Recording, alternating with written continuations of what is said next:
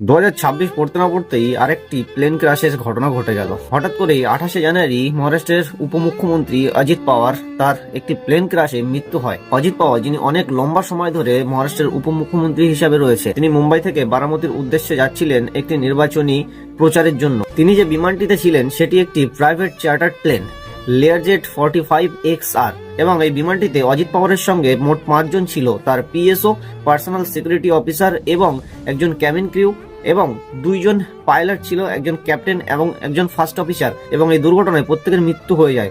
বিমানটি সকাল 8:10 নাগাদ মুম্বাই থেকে বারামতির উদ্দেশ্যে উড়ান শুরু করে এবং বারামতিতে ল্যান্ডিং এর সময় প্রথম অ্যাটেম্পটেই ক্যাপ্টেন ভিজিবিলিটি কম থাকায় ল্যান্ডিং করতে পারে না। পাইলট বিমানটি ল্যান্ডিং না করতে পেরে সে আর এক রাউন্ড ঘুরিয়ে নিয়ে আসে এবং দ্বিতীয় অ্যাটেম্পটে বিমানটির নিয়ন্ত্রণ হারিয়ে যায় এবং বিমানটি রানওয়ের পাশে জমিতে গিয়ে আছড়ে পড়ে এবং সঙ্গে সঙ্গে বিমানটিতে আগুন লেগে যায়। আগুন এতটাই ভয়ঙ্কর ছিল যে পুরো বিমান বিধ্বস্ত হয়ে যায় সঙ্গে সঙ্গে এবং কোনো বডি ভালোভাবে চিনতেই পারা যায় না।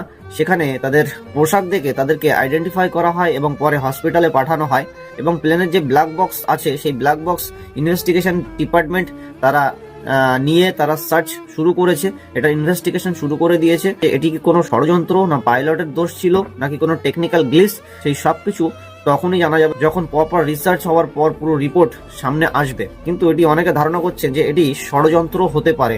আপনার কি মনে হয় কমেন্টে জানান এবং পরবর্তী ভিডিও দেখতে অবশ্যই চ্যানেলটিকে ফলো এবং সাবস্ক্রাইব করে রাখুন এবং শেয়ার করুন।